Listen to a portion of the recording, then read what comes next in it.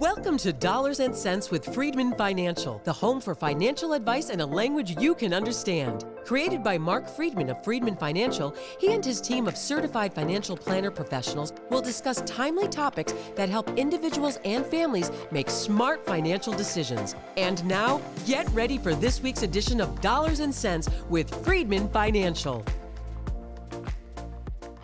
Welcome back to another edition of Dollars and Cents with Freedman Financial. I'm Marc Freedman. And I'm Marion Gilman. And we're here to provide you with some financial advice in a language you can understand.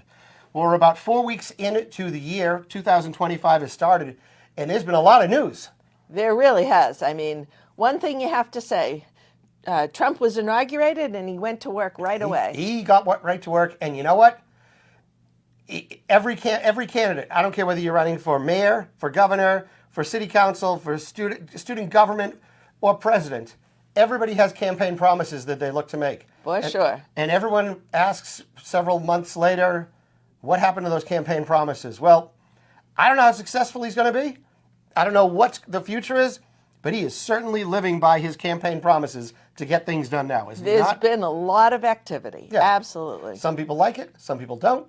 It maybe is overreported. A lot of misinformation that's out there.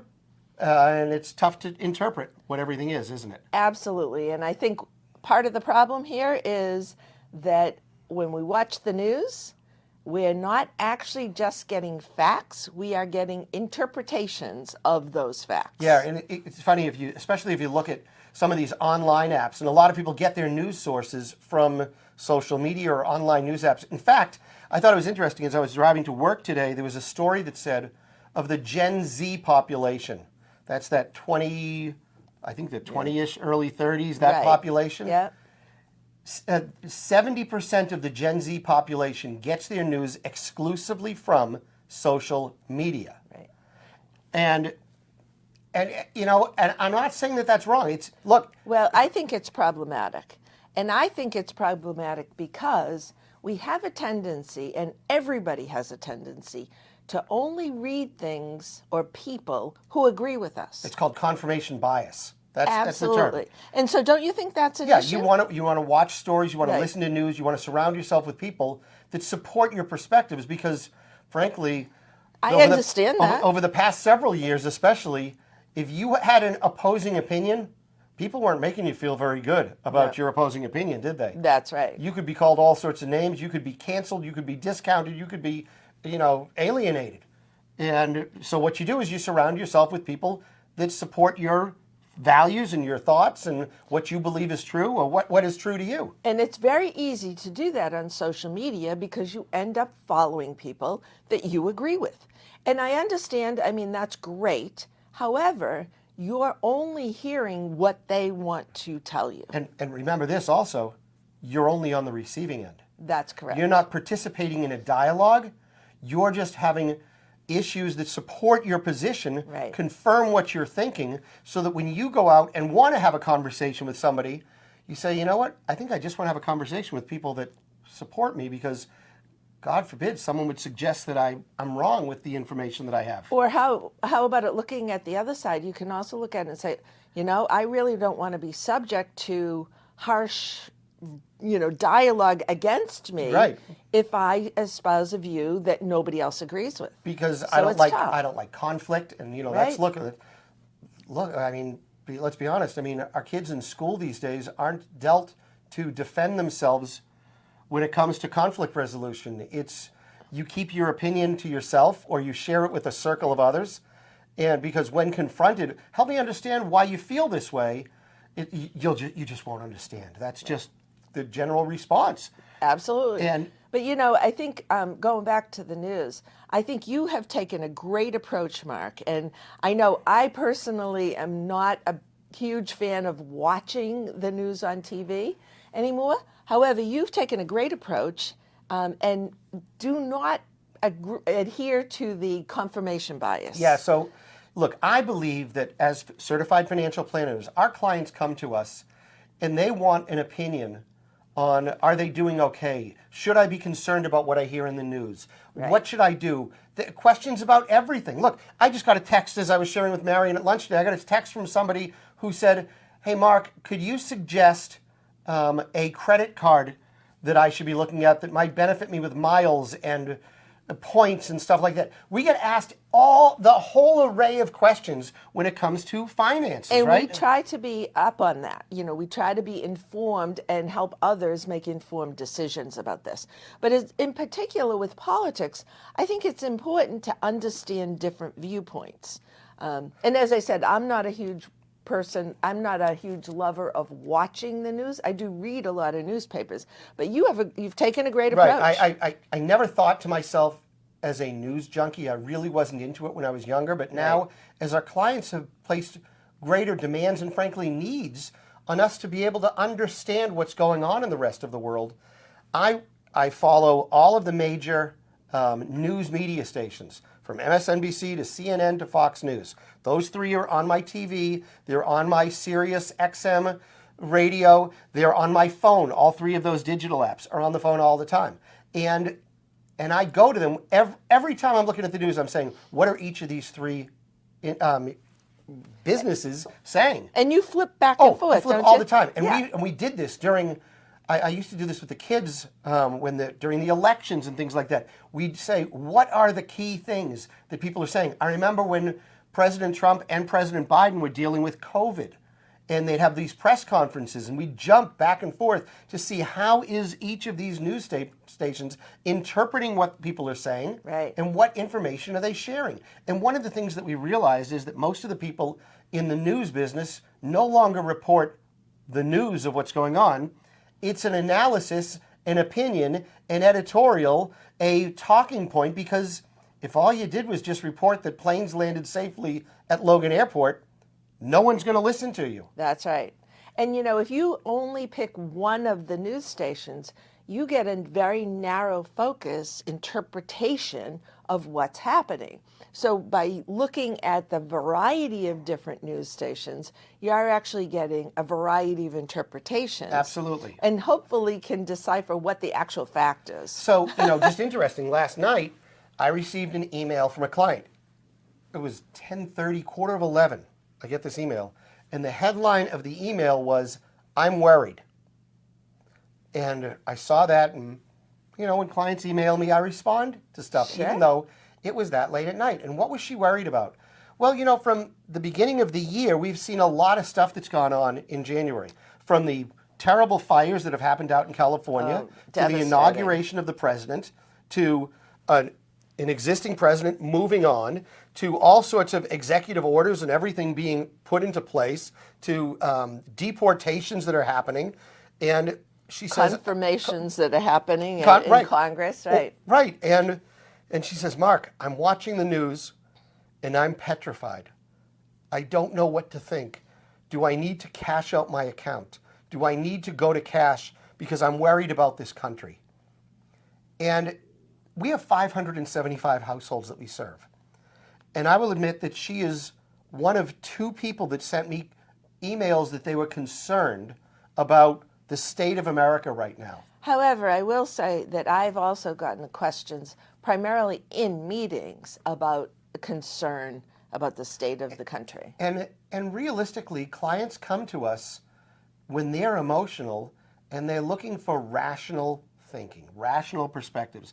And I think it's incumbent upon us to be that source for rational behavior by trying to sift through a variety of media outlets, news outlets, people that we talk to, and not building a confirmation bias, allowing us to think through the implications of what is happening. Absolutely. And, be rational in emotional times, because a lot of what people are feeling right now are emotional reactions to what's going on, as opposed to rationally thinking it through and realizing, and what I always tell people is, we've been through so much. America, the United States of America, has been through so much as a nation, and the people are very resilient.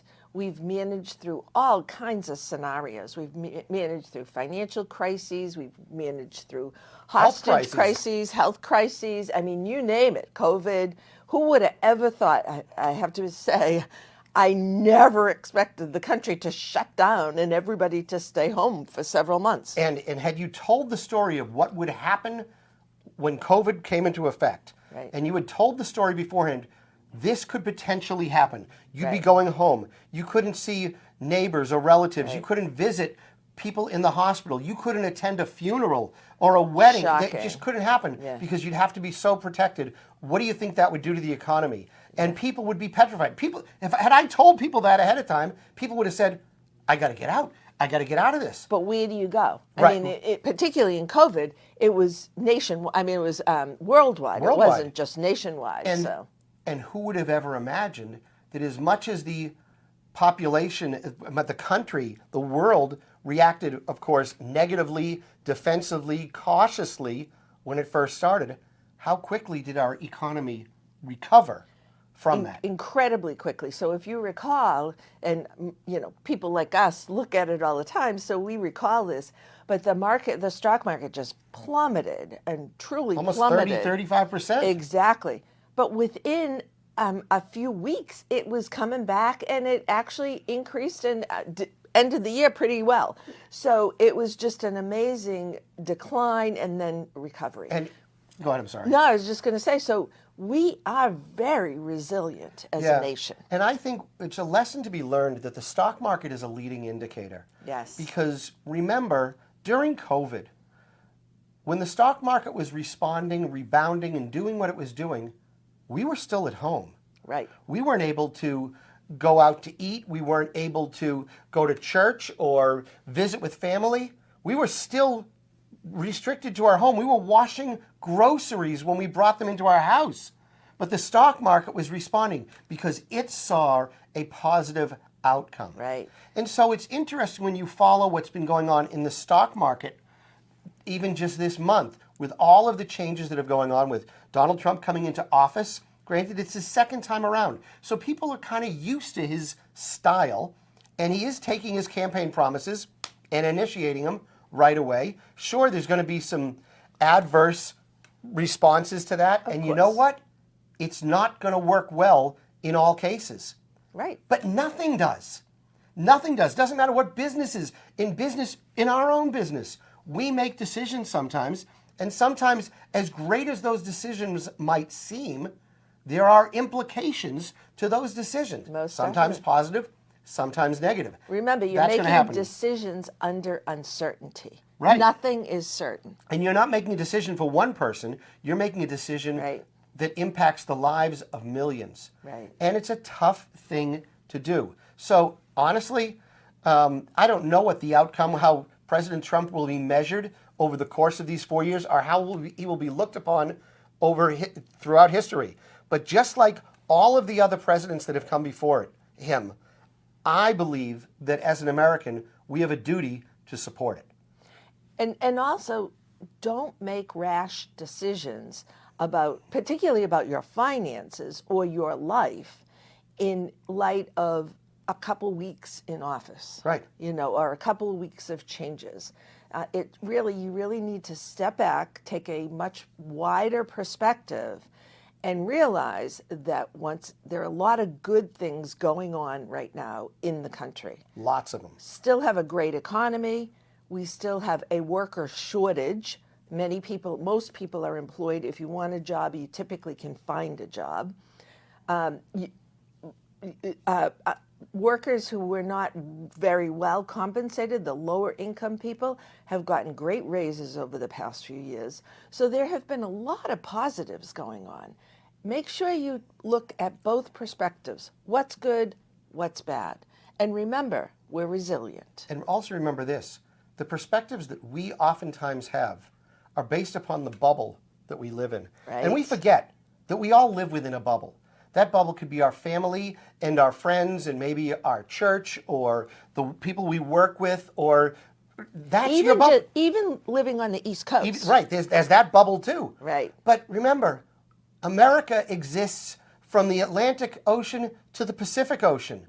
And if you were lifted right now and dropped into a new bubble in Columbus, Ohio, Little Rock, Arkansas, or Fayetteville, South Carolina, or North Carolina, I'm not sure which Carolina it's in, you would be part of a different bubble. You'd be hearing different stories. Right. I know that when just a few weeks ago I was down in Florida visiting with clients, and one of the things that I love about going to Florida is going out for breakfast or for lunch and eavesdropping on some of the conversations at the tables around me. Because generally the conversations that you hear here in America, whether it's at a Dunkin' Donuts, at an IHOP, or at a Capitol Grill, the conversations are very similar in people talking about stuff that they all agree on. In Florida, there are arguments. You'll have Democrats and Republicans sitting at the table debating one another and challenging each other's perspectives. And that's great. That could be better. Absolutely. And I love watching that. And I think we owe it to ourselves before we get too wrapped up in taking the memes and the messages and the stories that we hear from the news and saying, this is supporting my confirmation bias. Find a way to get out of your bubble. Step away. Go to places that are not where you should be, where you think you should be. Try things differently. Talk to different people. Absolutely. Listen to a different news station. And that's what we call financial advice in a language you can understand. Sometimes it's not about where should I place my money? What insurance should I buy? Sometimes it's just reframing your thinking and getting out there and starting to have rational conversations and thoughtful conversations with people with whom you disagree with completely. And rather than saying, let's agree to disagree, I think that's the worst thing that anybody could say. Argue it out. It's okay. Yeah. Listen. Yeah. Try listening. These are the types of things that Marion and I try to educate ourselves on so that we can support you better as financial planners as you're building your financial future. If now is the time for you to get serious about your financial planning and investment management needs, I hope you'll give us a call. Our phone number is 978-531-8108. That's 978-531-8108. If you like this podcast, if you like what we're talking about, if you want to hear more about our financial advice in a language you can understand, like and subscribe to this podcast. You can find us on any of the social media sites, wherever is out, whatever podcast, Podbean, YouTube. Spotify, YouTube, we're out there. Search for us, Dollars and Cents, Freedman Financial. And of course, if you love to get our newsletter that lands in your inbox every Friday, it's been coming to you since March of 2009. Go to our website, freedmanfinancial.com. That's Freedman. 2 E's and a D. Financial.com. Go to the bottom of any page. Put in your name, your email address. We'll get that newsletter out to you every Friday, 10:30 in the morning. Join over 7,000 subscribers that have been reading it for a very, very long time. And by the way, if you don't like it, unsubscribe. You won't hurt our feelings. It's okay. But if now's the time, like we said, to get serious about your financial planning and investment management needs, we hope you'll give us a call. That's going to do it for us today. Have a wonderful weekend. Yeah, have a great day too. And we'll be back again next week, where I think next week's show, now that I think of it, could be could be Valentine's Day weekend. Ooh, so maybe we'll have nice. something special in there store you go. for you. Have a great day, everyone. Have a great day. Bye-bye. During today's episode of Dollars and Cents with Freedman Financial, your host may have discussed specific financial planning and investment ideas that are for general information only and not intended to provide specific advice or recommendations. Please remember that investing involves risk and may include loss of principal. Always consult a certified financial planner professional, qualified attorney, or tax advisor prior to investing to determine what is appropriate for you. Securities and advisory services offered through LPL Financial, a registered investment advisor, member FINRA, SIPC.